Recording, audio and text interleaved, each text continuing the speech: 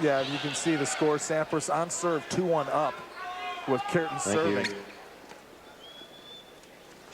Now Gustavo serving into the sun.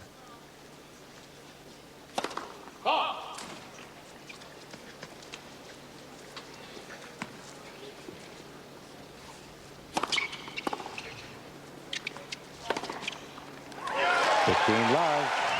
That's a good open court forehand from Kuerten. 15 love. Able to run around his backhand, set up. And I talk about turning the shoulder so much, but watch it. See the rotation he gets right from the, that's where he gets a lot of his power and placement from that shoulder turn.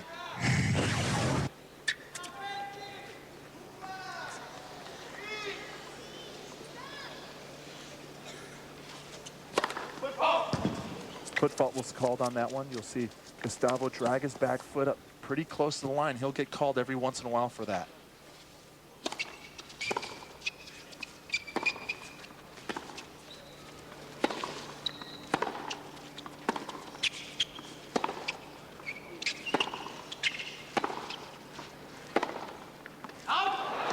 Just long on the backhand side. I was talking to Gustavo's coach, Laurie Passos, and he was saying he's not worried about Pete Sampras because the conditions really favored Gustavo Kuerten because there's Laurie right now. It's hot. It's not a gusty wind, but every once in a while you get that wind shot, so it's going to affect your serving toss, and that's going to affect the serve of Pete Sampras.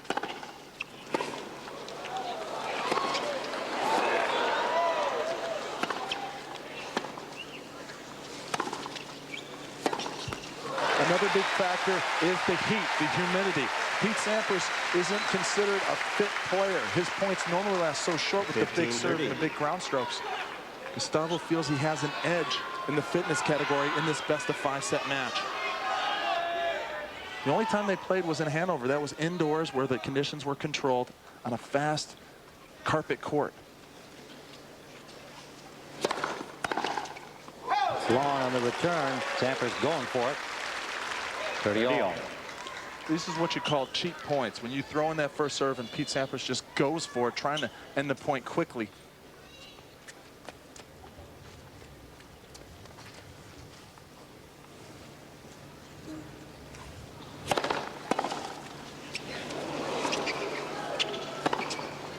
Wide. Good play from Kuerten.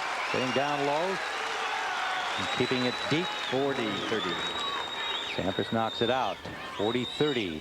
Point from 2-all in this first set. Best-of-5 championship final.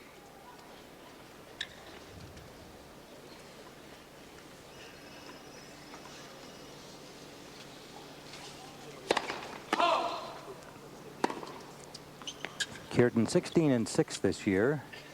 A victory at Santiago on the clay. Made the semis in Bogota.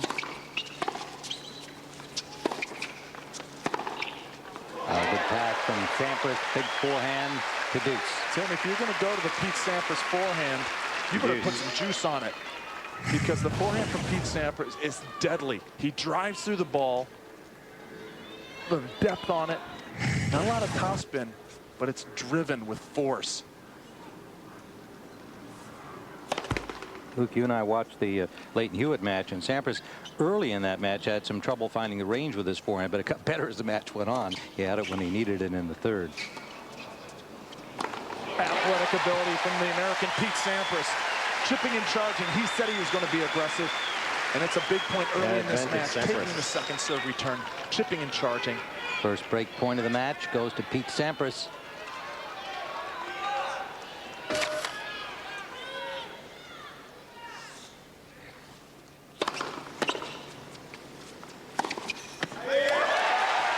That's a good open court shot for Gustavo Kuerten.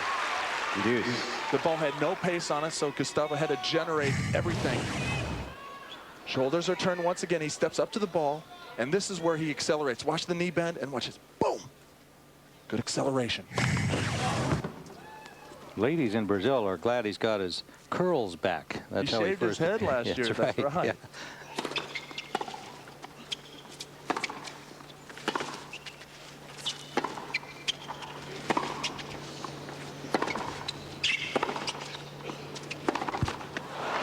Hits on the forehand. Now, Another break point. what's the difference between the earlier forehand where he hit it for a winner and that one? He just didn't set up in time. Remember, you have to be quick around the baseline, and that ball was just starting to set up, and he didn't take one extra step. Think about the small adjustment steps when you're about to hit the ball. Jimmy Connors was a god at that. Sampras comes in. That's long. Nice idea from Kuerten, but he has suffered the break here. Sampras goes to 3-1 in a break here in the first set. Best of 5 championship match. Pete Sampras is doing exactly what he set out to do, to try to put pressure on the Brazilian Kuerten. He volleys well and forces Kuerten up to the net where he doesn't feel comfortable, and now the early break.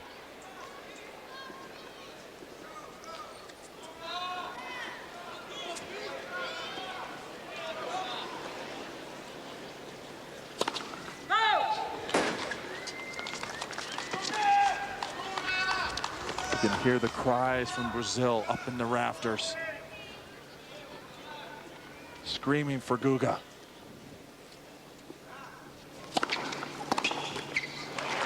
Now here comes the second serve. Now the confidence with Pete Sampras. This guy's a front runner. Once he draws blood from a victim, he starts to really lay the lumber down. 105 miles an hour on that second serve.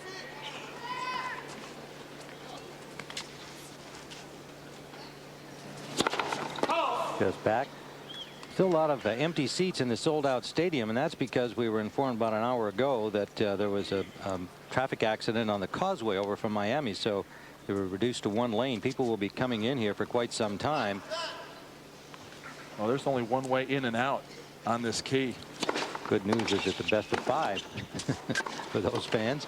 There's a good pass from Kuerten. Sampras got his racket on it, but couldn't get it back. Well, this is a problem Pete Sampras has in the humidity. As we see this replay, doesn't put enough stick on his volley. Gustavo's favorite passing shot going down the line. But at the end of this, you see Pete looking at his hand. He doesn't like wristbands. He doesn't like when he hits a ball and the wristband kind of slides down his hand. So he has to deal consistently with the sweat pouring down to his hand and onto his grip. There's an ace. Number 2 from Sampras. 30-15. He's tried sawdust. He's tried rosin. Different things. What he's basically come down to is just using his shirt to dry himself off around the wrist, around the hand, and then changing his grip on every changeover. Well, and you can see him taking some off those bushy eyebrows that actually help him hold at least some of it from going into his eyes. It'll be hot and humid all day long here. That's what I hate myself, playing in the humidity, that I can't grip the racket. I like playing in the hot sun and the humid conditions, but when you can't hang onto the racket, you hit double faults like that. When you can't grip the racket, can't feel the fine art and tune your racket the way you want when you want to hit the slices and the topspin kick serve. Now, he's going for a new racket. He may have broken the spring on that serve as well. Also takes the opportunity to grab a towel. See, you can see just the sweat coming down his arms onto his grip, and as soon as the Brazilian fans feel that there's any kink in the Sampras armor, they're going to lean on him. They're going to lean on Pete Sampras and start screaming, Guga. 30 all. Rapidly becoming as big as Ronaldo, the famous soccer player down there. They know each other, and Guga's reaching that kind of adulation level in his home country of Brazil.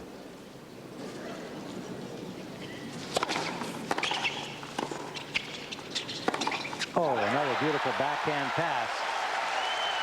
Pistol Pete only going 109 miles an hour wide, but he doesn't break it out wide enough. So Gustavo Kuerten is still in the dark green, makes a nice return low, forcing the weak half volley, and this is money. Break point for Kuerten, his first of the match, having just been broken by Sampras.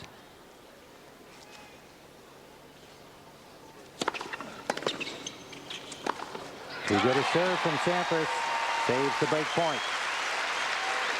And that's a tough ball because the wind took it and it dropped elevation, almost like turbulence in an airplane. So he had to adjust. Instead of hitting an overhead, Pete Sampras went to the high forehand volley.